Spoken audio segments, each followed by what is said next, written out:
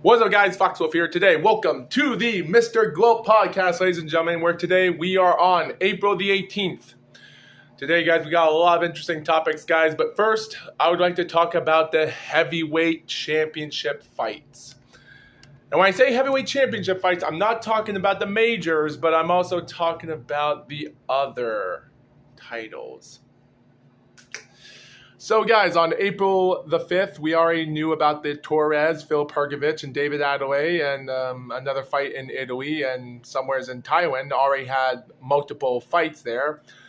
Sadly, the WBF World Heavyweight Championship was already canceled before the end of the week, and I didn't know about that until today when looking it up. So I was really blinded. I didn't know the WBF. I know the WBF World title is vacant, and people are thinking it's going to be a major title in the future, just like the IBO. So we might get a 6-weight class champion or a 6-belt category, maybe a 5-belt. And the 4-belt era might be done until 2027 because people think because since 1983, we already had the 3-belt era. And 2007, we had the 4-belt era, even though the WBO was a belt in 1989, and Bernard Hopkins had his win in 2004, and in 2005 with Jermaine Taylor, and they became 4-belt champions, even though the WBO wasn't a thing at the time until years later, but 20 years after the IBF was thing. But yeah, and even though the IBO has been around for a good while, at the same time as the WBO, and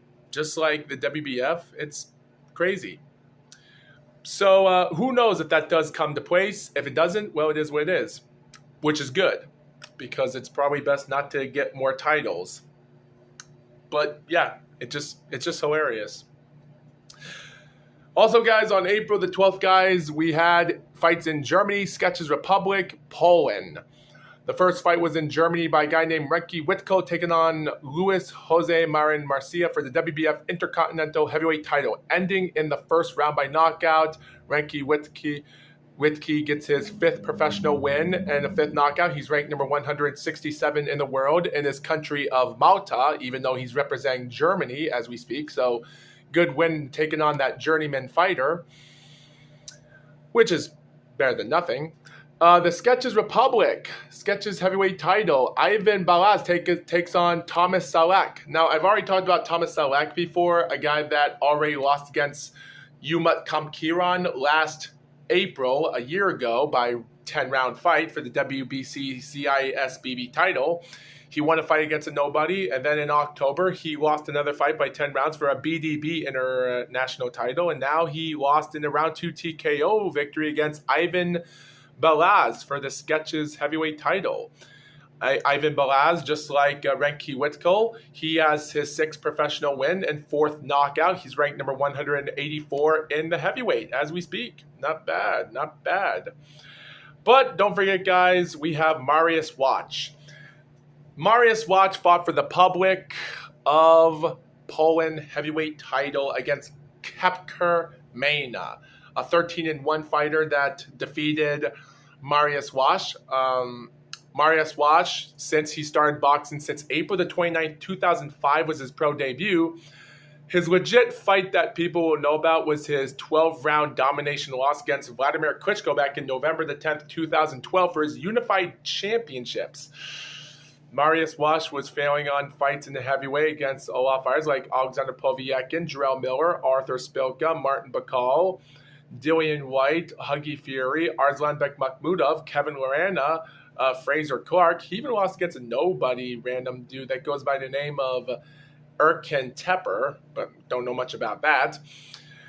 And also by 2024 and everything else in his year after his loss against Moses Atama, it's kind of weird because this is his 50th professional fight. And Kacper Maina, not much of a fighter. Well, he does pick up a good win here. A good win. He gets his 14th win, even though he has 1 loss. He's ranked number 59 in the world right now. Speaking about 50th professional fight, Mariusz Wach, almost 20 years in the ring, and he's 45 years old, and this is his 50th professional fight. And even though he lost, I think it's probably best to say call it quits.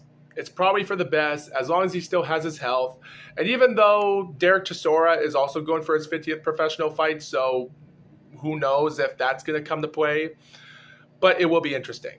Now, the other title fights that are going to happen this week, well, we have Jung Hyun Kim taking on Taekwon Kim.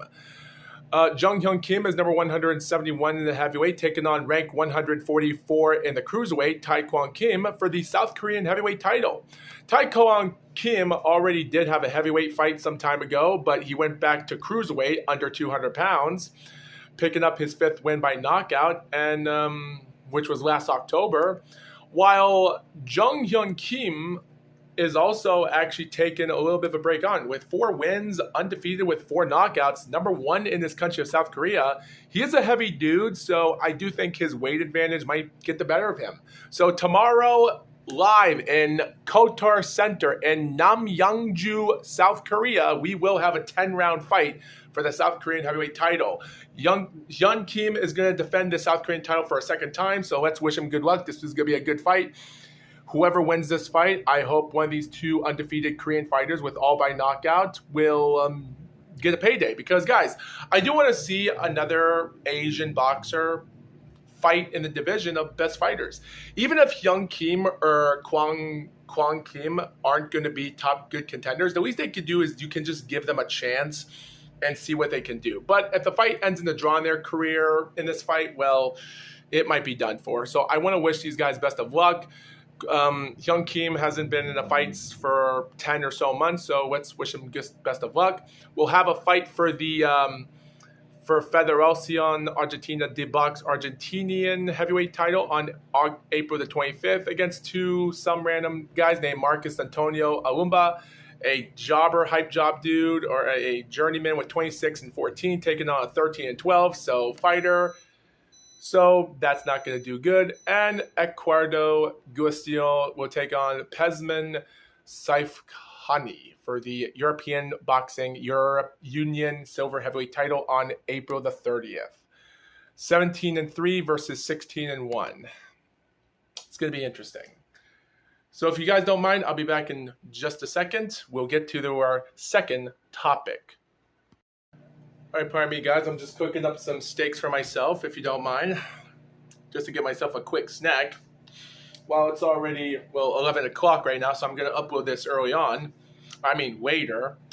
So, guys, here's the second topic I will talk about in the heavyweight division, and it's going to be interesting. Now, for heavyweight titles in May, we'll take about the heavyweight titles in the future, because May the 17th will be Willie Kyakonye, ranked number 88 in the heavyweight, will take on Wilmer Vasquez for the WBO. So they're going to have a rematch.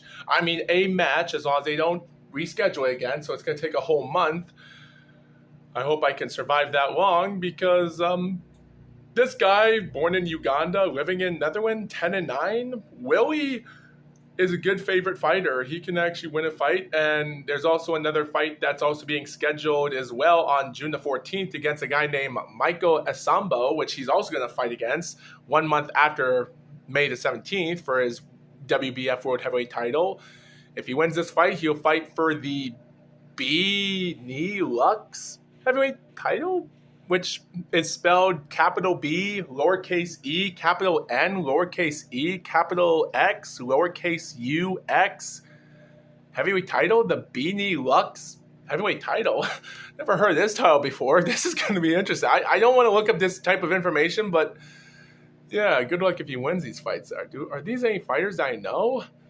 Rudy Gall in 1982 won this title? From Belgium. Interesting. Don't know much about this guy other than he lost against Frank Bruno during Frank Bruno's earlier career in his 8th professional fight. That's something. Interesting. But nothing much about his career after that. There's a lot of weird heavyweight titles I haven't heard of, or even other titles in other weight classes. So this is a Franco Wayama in 1991, a guy born in Uganda, and his resume, record, competition isn't that much interesting. Not much. Haven't heard this guy before. There's so many weird things that are on the internet that I'm really finding. The year 2000 was a guy named Dirk Wallen, became the second last person to win this title, and his career became a waste of time, losing fights against fighters that might have been top contenders, but they didn't have a chance. And then in November the 6th, 2004, Rachel Hersisia wins the title for the last time. So after over 20 years since this title went on. And this guy's record competition isn't that much to talk about, other than during his last career in 2008, he lost against Ray Mercer when Ray Mercer was past his prime in 2008. So I guess that's something to be remembered of. And this guy, Rachel Hersisia, lost against Audrey Harrison in Audrey Harrison's 15th professional fight for the WBF World Boxing Foundation title back in March 20th, 2004. And August the 9th, 2003, he won the WBF. No, in May the 16th, 2003, he won the WBF World Boxing Federation World Heavyweight title and then retained it in August. There's a lot of interesting information. He's even a Dutch title. That's crazy. So, man, over 21, almost under 21 years, we're finally bringing this title back. And Willie Kiakonye, if he actually wins the WBF World Boxing Federation title, he's going to go a month later to take on this title that's been vacated for over 20 years. And it's the Beanie Lux heavyweight title. You know what, guys? I've talked too much already for now. Oh, yeah, and don't forget, also on May the 23rd, we'll also have Murad Aliyev, a ranked number 28 fighter in the world, but one in France, a southpaw fighter, 13-0 undefeated, will take on Labanat Haksoljav. Can't pronounce that guy's name properly. And he's going to fight for the EBU European Heavyweight title.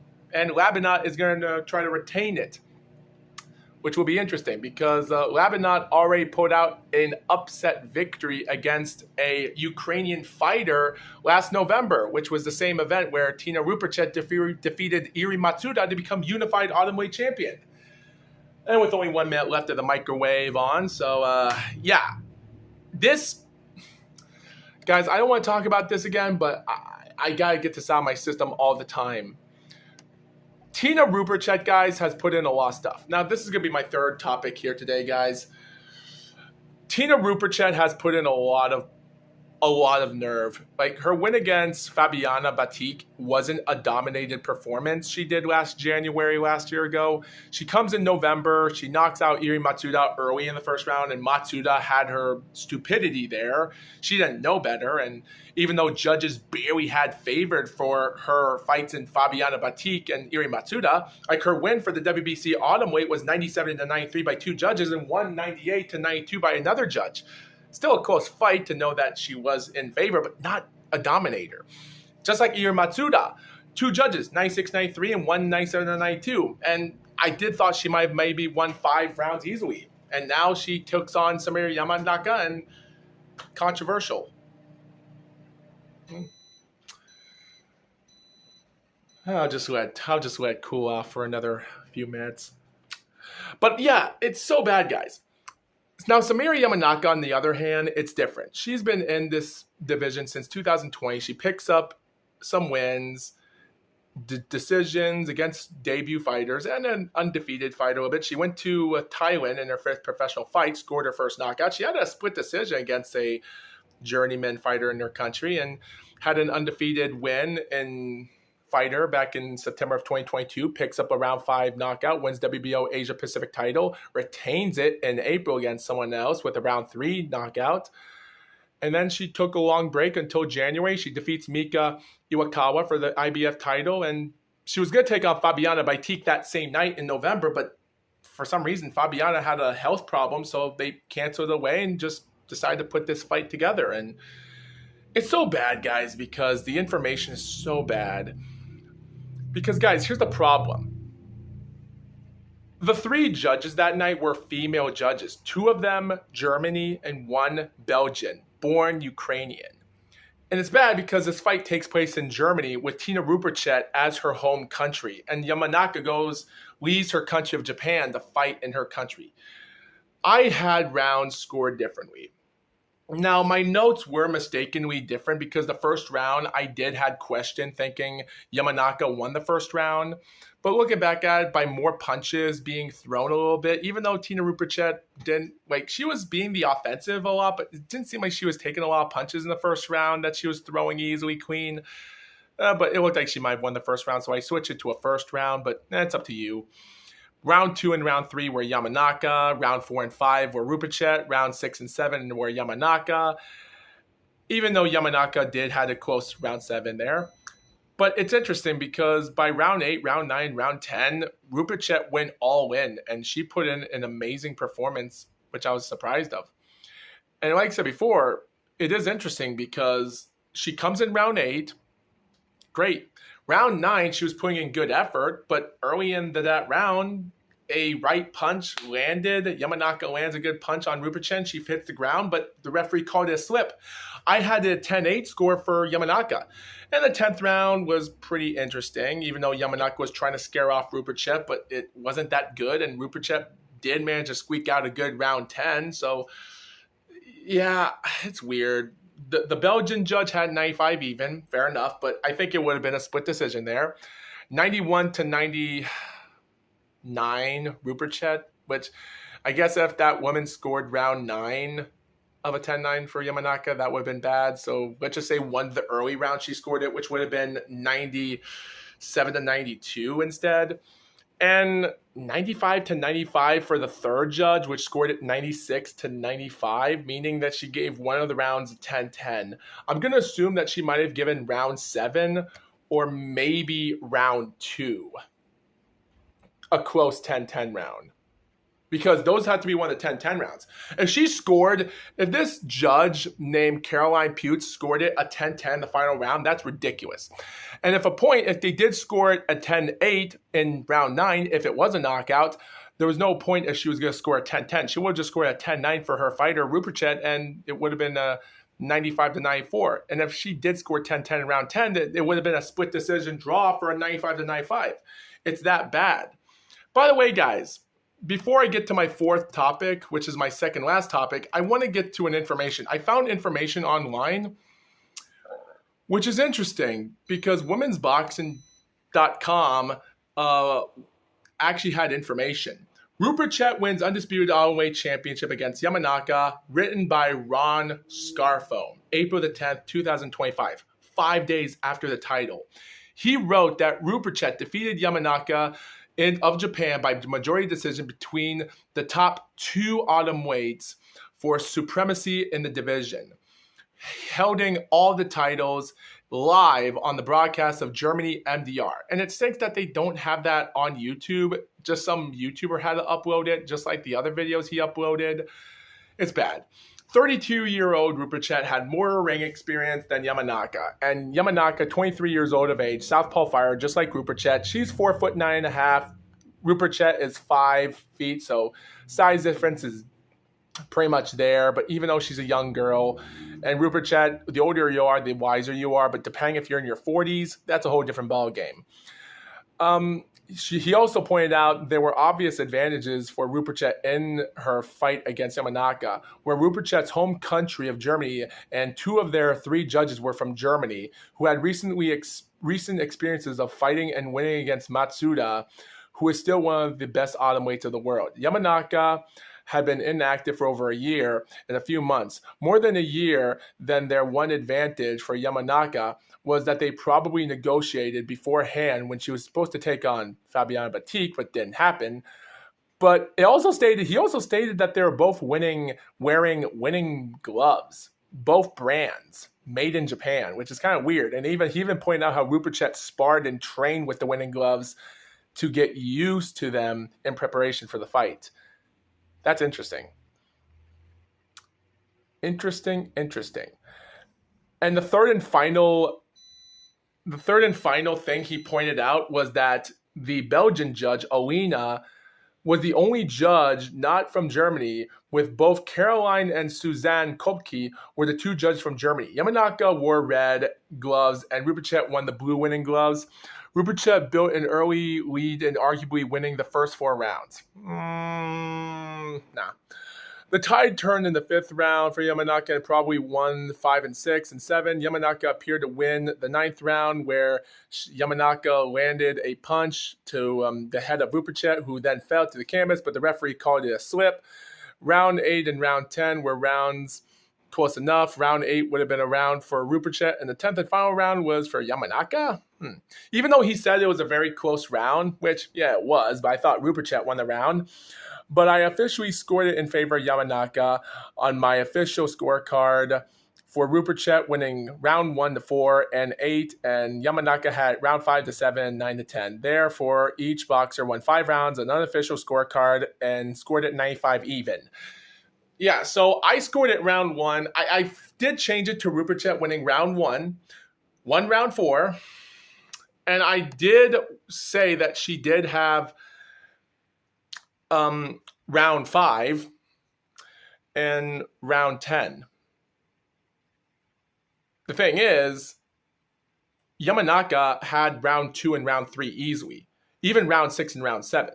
I don't think she won. I don't think Yamanaka won round 5. I just didn't see that, even though he said he saw that. But round 10, yeah, it was a close round. But yet again, Rupachet might have won that round. And you should think Yamanaka won the round. That's up to debate. So I could say that, but it was a lot of pushing around in that round. Round 9 definitely should have been a 10-8 round. And round 8, so we both had half-decent rounds, but can't say much about that. Excuse me for a second.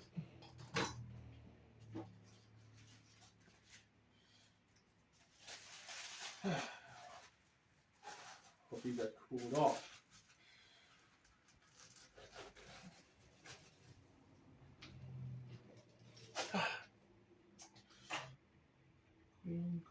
Perfect.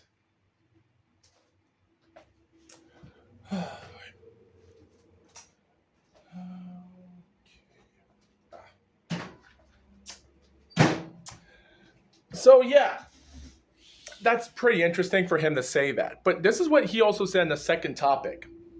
He said the total judges scored 99 to 91, 96 to 95, 95 even in favor of a Rupachet win majority decision. Rupachet improves her winning record to 15-1-1 and 3 knockouts, whereas Yamanaka gets her first defeat by 8-1, 3 knockouts.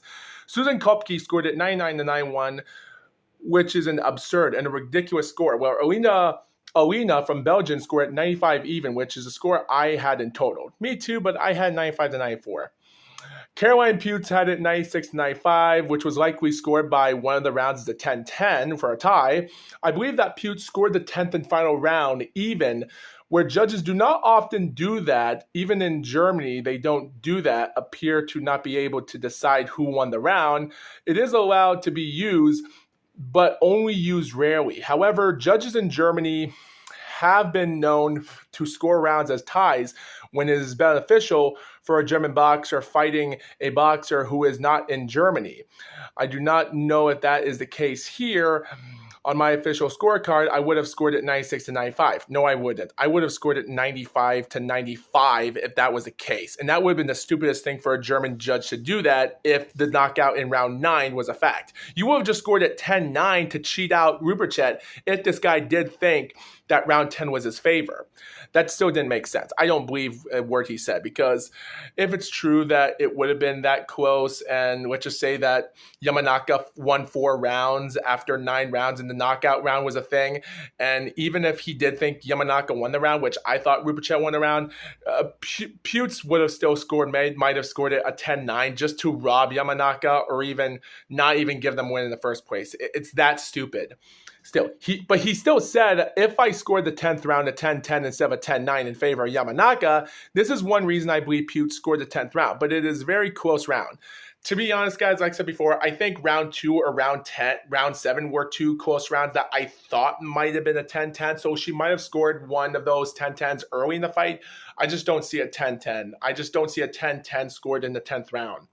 He also said in the last article, congratulations to Rupachet for becoming an undisputed Atomweight championship. Boo, she sucks. Regardless of the judges' scores of the fight, for an example, this fight was a great example for women's boxing can be at the highest level. However, it has to be more equitable if one of the judges was from Japan and the other was from Germany instead of two judges from Germany. True. Yamanaka appears to have a bright future, especially at the age of 23.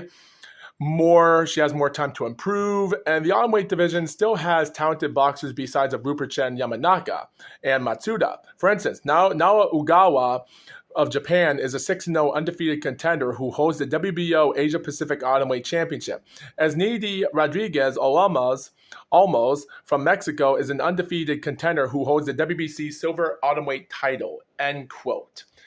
Yeah, here's my thing. I really want to see a rematch of these two, only this time in Japan. And if Rupert Chet does not offer a rematch, but if they do offer a rematch in Germany again, it's just going to make German people more of a hateful relationship in boxing. They're just going to be more hated in the country of the world and treat Japanese girls as sex slaves of hell, being part of AV porn star actresses.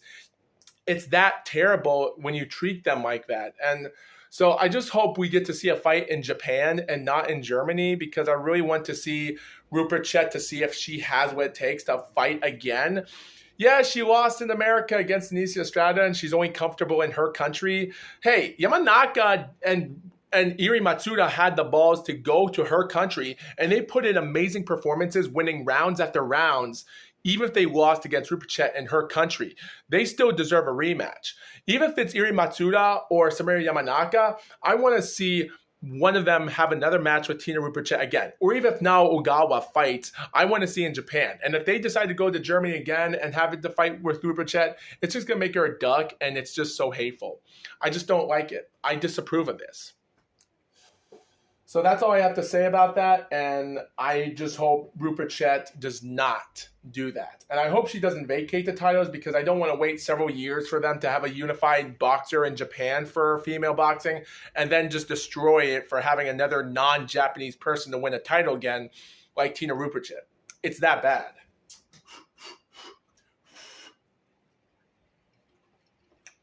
All right.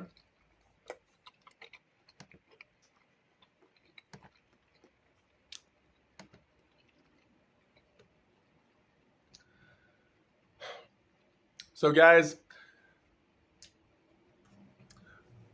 with all due to respect, guys, this will be another interesting topic I will try to ignore, because at this moment, I really don't know the history. Floyd Mayweather has been in more controversy ever since. And I don't know if there's true information about the Logan Paul incident, that he was never paid by Logan Paul after the exhibition fight. There is a lot of information that he was granted that he had to pay out lawsuits for $402 million. And then there's other videos online that are saying 500. And there's so many trolled out clickbait videos on YouTube that say that type of stuff. Don't get me wrong. I did do some clickbait stuff, but not over the top like this. Only clickbait fun videos similar like Markiplier, when Markiplier just does random title videos but doesn't say what the game is. We just click on for the heck of it. So that's what I do. But there's just so much stuff. And guys, I do feel bad. Not that Mayweather is a person that does a lot of interesting things, but it just seems like Mayweather has put in a lot of stuff. He's undefeated, 50-0. He has several children, and he has a lot of money and a bunch of cars that he doesn't drive. At this moment, money isn't everything. But when you have children helping out, you might as well use that money for your children in college and to make sure that they don't get into trouble like you have. And it just seems like Mayweather's popularity is still in the die zone. Like, Mayweather is 48 years old. He doesn't have to put so much of this stuff. Money isn't everything. So I don't know why Mayweather, if this information is true, because Stephen A. Smith, the guy involved in ESPN, has put in a lot of information online. And I wouldn't say there's a lot of truth to it, but the stuff he does point out is somewhat different from what they are. And I don't want to get into it as much, but with everything going on in life, it is hard for me to say that there's truth to this. I do like Mayweather for what it is. They have already talked about the greatest celebrity in WrestleMania to ever fight was actually Mayweather versus The Big Show, and which how amazing that was. It was awesome.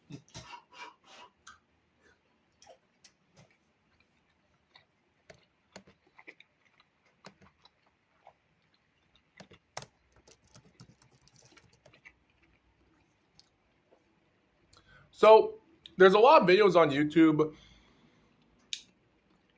There's just so many random thumbnail videos, so much dumb stuff. And I don't know if these are true or not.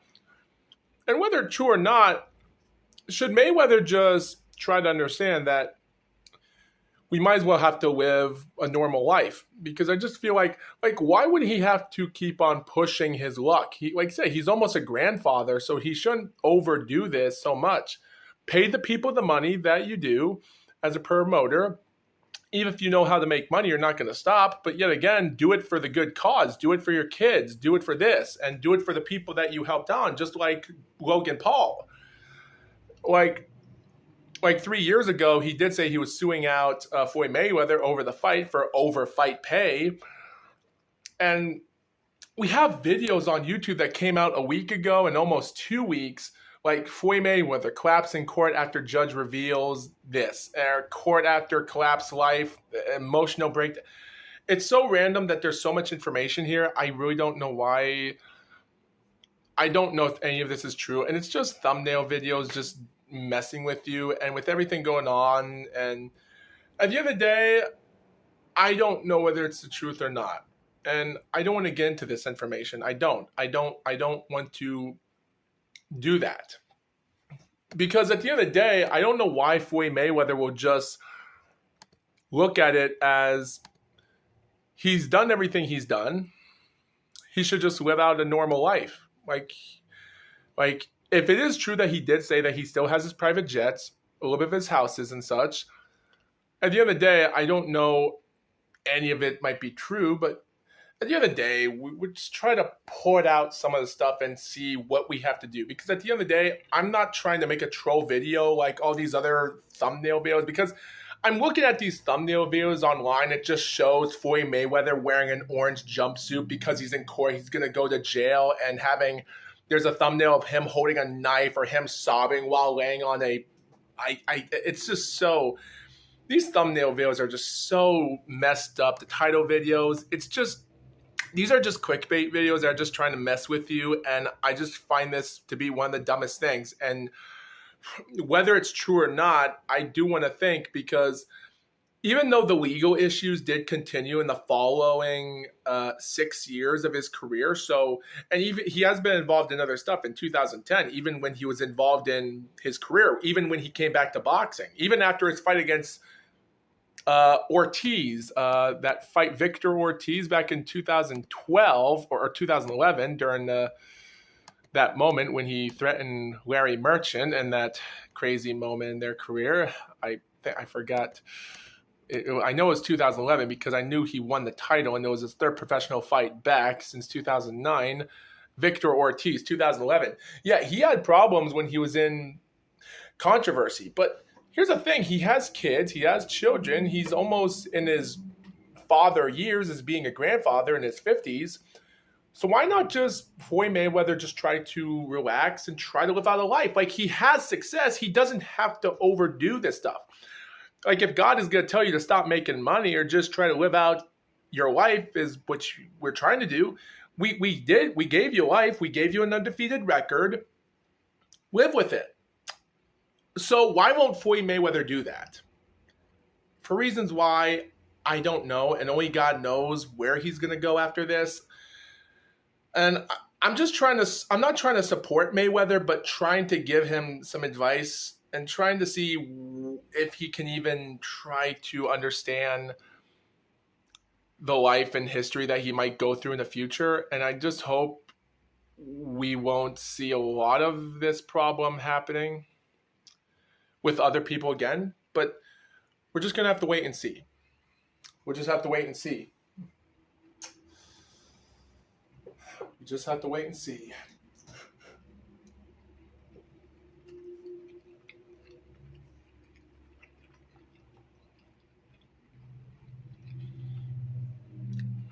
So guys,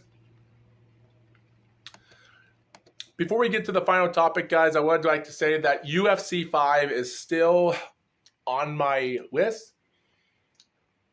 Let's just say that it's one of the most difficult stories and reading notes I've ever read, and it's just going to be a really pain in the butt for me to talk about. UFC 5 is still on my list, but You have no idea how hard it is. It's crazy. It's just crazy. Oh, here's my soda. I also like to point out, guys, So guys, I also like to point out I actually quit the animal shelter. I quit the animal shelter because I actually have an allergy and I couldn't stop sneezing, so I had to tell people I had to quit the animal shelter. So guys, I still have videos that I'm gonna upload for cat videos, but I don't know if I have allergies or something. And even though I do try to get used to understanding what you get to have allergies, whether it's allergy season or something, maybe that's the point. We're already in spring, so allergy season can give you a problem. I don't know if that's true or not, but I decided to quit the animal shelter. I wasn't thrown out. I actually kicked myself out just for my health. So I'm actually done at the animal shelter. So it is what it is, but I think it's just the right thing to protect my health. And even though with some of these moments, but yet again, I think it's probably for the best to just try to. I had a good time there, and it is sad that I'll never see them again, but I think it's better for me to handle it because while you're volunteering as an animal in an animal shelter, understand that there's other sick cats in there that you do have to be careful. So I think you viewers have to be careful of that while you're there in other places. And I'm talking about other places around the world. So try to understand while you're doing it. So I had to quit, and that's that. But you know what? I had a good time, but I think, like I said before, it's just my health. And I think God told me to probably do it. And I think it was probably for the best. So it is what it is. It is what it is.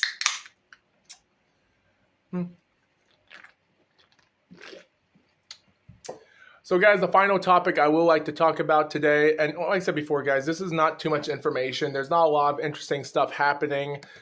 I could talk about anything. Like, there's not a lot of crazy stuff happening. Like, I could talk about Jaron Enos. I can't even say his name properly. I could talk about Jaron Enos retaining his IBF title against Illinois. Stanios, I can't pronounce his name right. I can't pronounce any of these names right.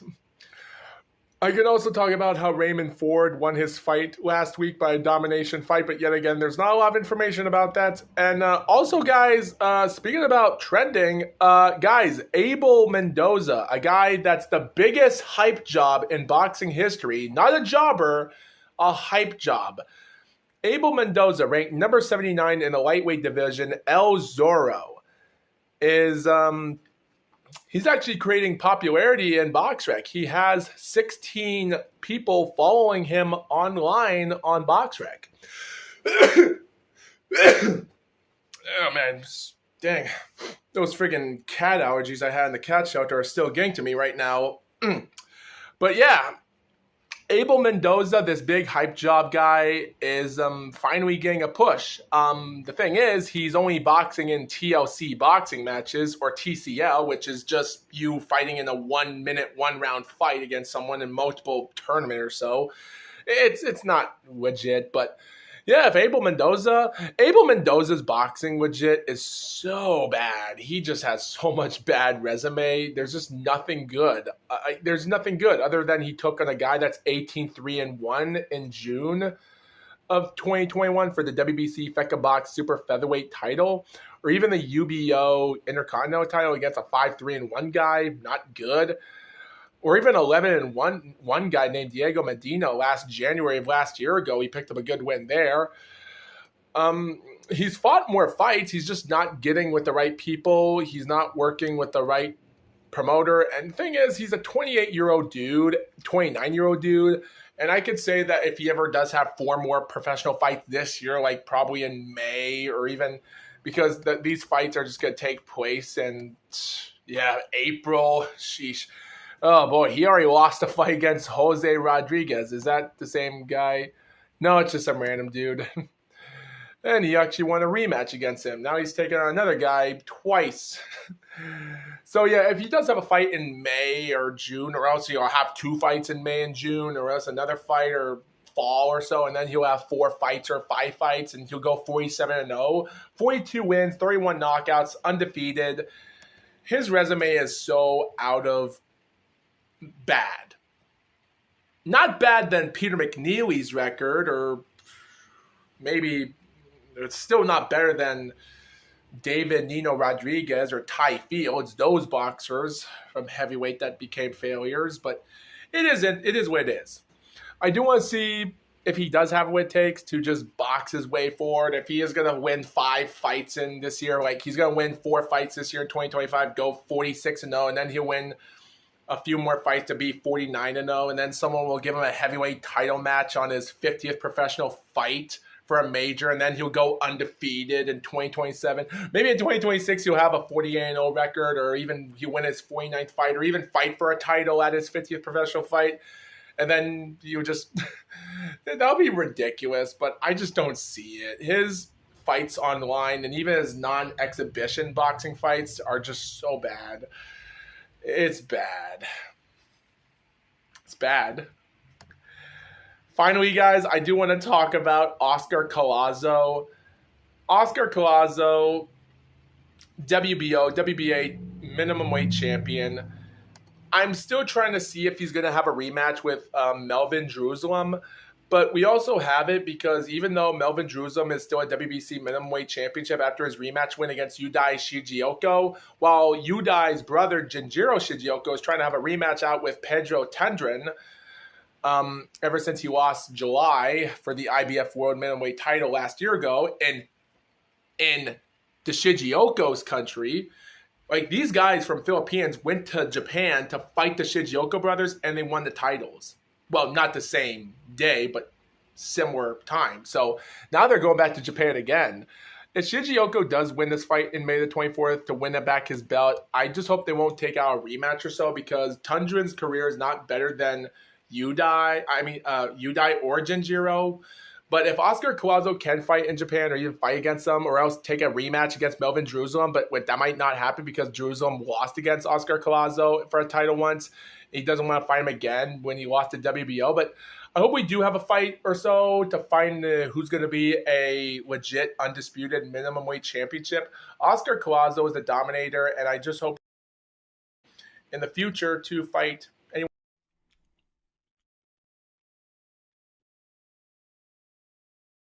Hello? Sorry, guys. My iPhone actually ran out of gigabytes, so I had to turn my phone off in the last second so I wouldn't lose all my time on this episode, which thank God. So I'm going to finish this last bit with my computer camera here, so we'll see what happens. So sorry for the bad audio. Wait. Hope the audio is still working. But yeah, guys, I hope Oscar Collazo will put out a win here, because I do want to see more of him in the future, depending on who has what it takes to take on the best fighters. So it's going to be interesting. And when it comes to other stuff, guys, I'm still anxious to watch Canelo Alvarez taking on William Skull for undisputed super middleweight championship on May the 3rd in Riyadh season. William Skull is the IBF champion in Cuba, and I've heard a little bit about him, and I do see an interesting upset victory here. And when it comes to another guy named Noria Mikhailjan, huh? Yeah, that's interesting. So originally, Badu Jack, the WBC World Cruiserweight Champion, was going to take on a Canadian fighter, cruiserweight, to fight for the cruiserweight title, but guess they, it looks like they switched the card up, and we have an Armenian guy named Norer Mikhailjan, an Armenian person, to fight for the WBC. This guy used to be a former WBA world champion. Well, not really, but this guy lost against guys like Marius Bridis and Krzysztof Wardowski in 2017 when they fought for IBF Cruiserweight title eliminator. So, interesting. So we're gonna have a new card today. We have a. I don't know what to say about this one. This one's gonna be really interesting. So, WBC World Cruiserweight title. I did not know they switched up the card here. A 41-year-old Badu Jack with Norer Mekalijan, a 34-year-old dude. These guys don't have a lot of great careers into themselves, but it's great that they're still barely in competition for interesting wins. Both of these guys have had their wins against Ilunga Junior Makabu, which is pretty funny to say that because Makabu was known for his fight when he was the main event back in January of 2022 for the Don King promoter when with the Trevor Bryan and Jonathan Goudry WBA fight. So, and he did won that fight against a South American guy as well that night by split decision. Too bad a year later he lost against Badu Jack by round 12 TKO in the final round in Saudi Arabia. Then he comes back in November the 4th to take on Mekhalzijan, an Armenian fighter, and that guy knocked him out in round 3 by TKO for the WBC Cruiserweight title. Dang, so Nori Mekhalzijan was actually fought the WBC back in 2023? Interesting. And now it seems like, so the WBC World Cruiserweight title has, okay, so Nori is now the WBC champion. Interesting. So technically, this is going to be interesting. I thought Badu Jack was the WBC. I think he might have lost the title. Interesting. This is going to be interesting. There's a lot of information that I'm really putting out to here. I really can't even. So yeah, like I said before, Badu Jack took out a round 12 knockout win against Junior. But of course, the Armenian guy got him out in round 3. So yeah, this is going to be a really interesting fight. A 41-year-old guy from Sweden versus an Armenian fighter that's 34 years old. This is going to be a doozy fight. An interesting fight coming to the end. Don't forget, guys, with Bruce Saraz trying to defend out his winning fight against Jaime Magia, that's now a bummed fighter in the super middleweight. Martin Bakal is trying to get his fight back, this time against F.A. Ajagba, and a couple other fights on the card, not that interesting. So yeah, May the 3rd, it's going to be interesting, but I really am scared to know what's going to happen. Not because it might end somewhere bad, just like February the 22nd, Riyadh, but who knows.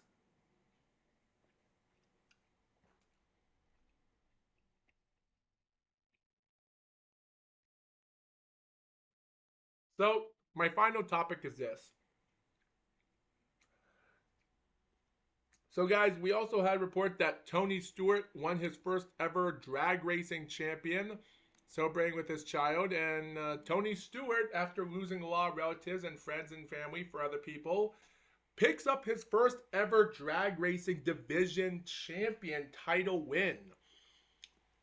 I don't know what to say about Tony Stewart, guys. Tony Stewart is just on fire for a lot of stuff today. As winning a National Hot Rod Association at 53 years old, it is interesting.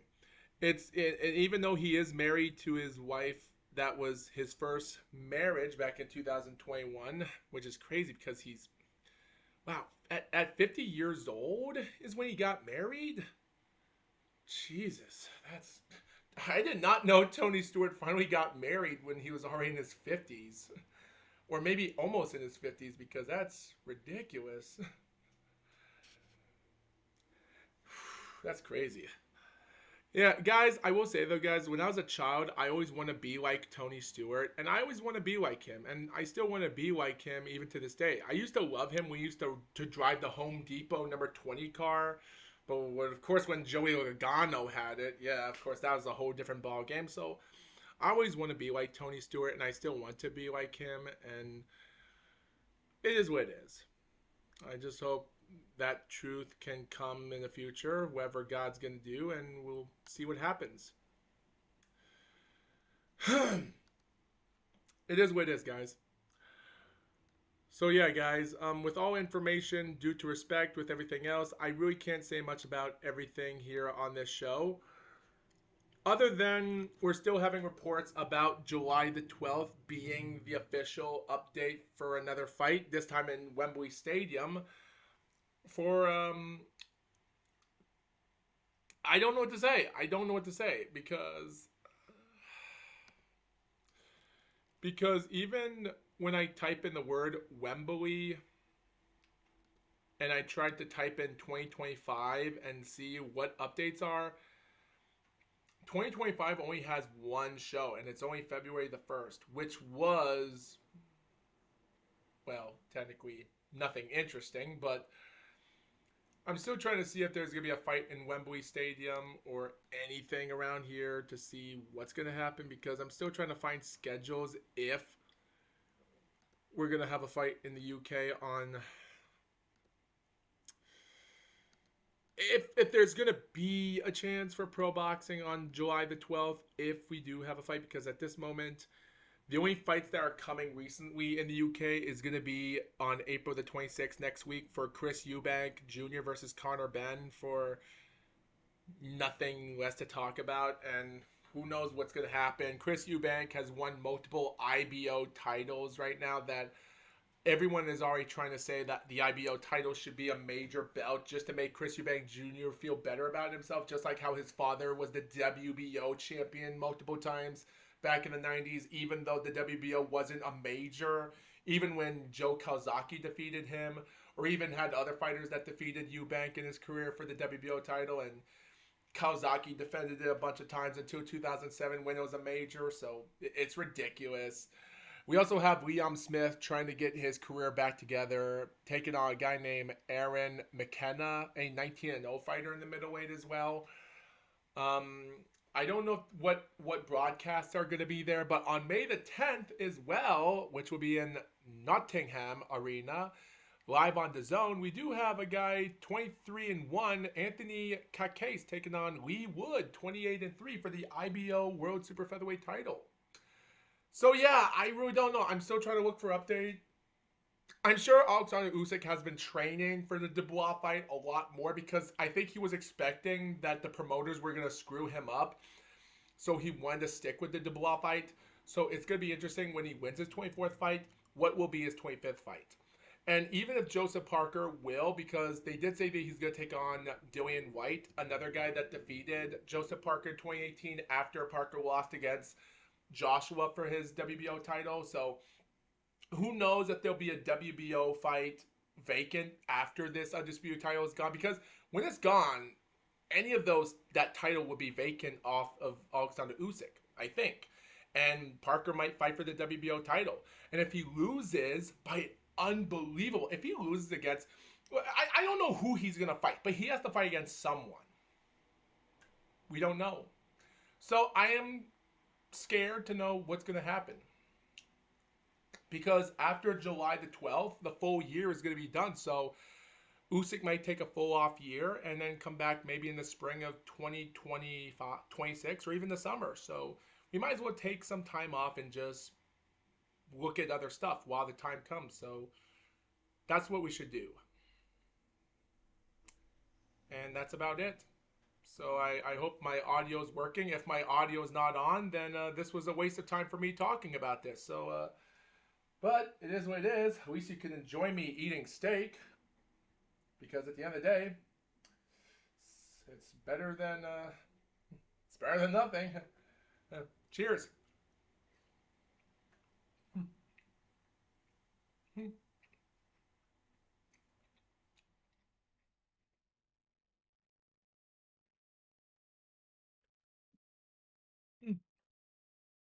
But that's gonna do it for this podcast, guys. Is that day? Yes. Oh, and by the way, guys, today is Happy Good Friday, ladies and gentlemen. Yeah, the good thing is, guys, we can actually eat meat. It's great. probably wondering, do I eat fish on Friday? Yeah, I kind of do. It's actually bad because, guys, a couple weeks ago, I think it was April the 4th, I had a friend of mine that took me to Wendy's. We went in somewheres down south, and we were doing something. We decided to eat at Wendy's, and I accidentally forgot it was Friday, and I accidentally ate a Wendy's burger, triple or double burger by accident because I forgot it was Friday. And I didn't want to tell him that, but stinks. Sorry, God. But yeah. So anyway, thanks for watching this video, guys, and it is what it is. So anyway, guys, hope you viewers enjoyed this episode. At the end of the day, all I can say is we'll see what happens as the update comes in, and I'm still trying to work on UFC, so we'll see what happens. With that being said, thanks for watching this, and Foxwolf will be out for the next Mr. GLOAT podcast.